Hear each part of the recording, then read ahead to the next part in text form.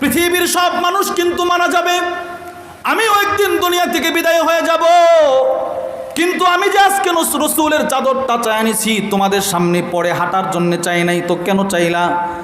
যেদিন আমার মরণ হয়ে যাবে সেদিন আমি আমার পরিবারকে বলে যাব, নবীর কাছ থেকে যে চাদরটা আমি হাদিয়া পেয়েছিলাম, আমার মরণের পরে যেন রাসূলের চাদরটা দিয়ে আমার কাফনটা পরানো হয়। আমার দিলের তামান্না, নবীজির গায়ে যে চাদর লেগেছে ওই চাদরটা যদি আমার কাফনের কাপড় হয় তাহলে হয়তো কবরে আমার আযাব হবে না।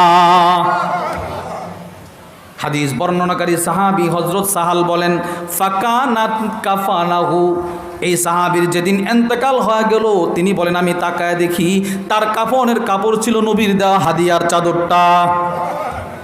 কি ভাই, রাসূলের ভিতরে সিফত ছিল কিনা বলেন?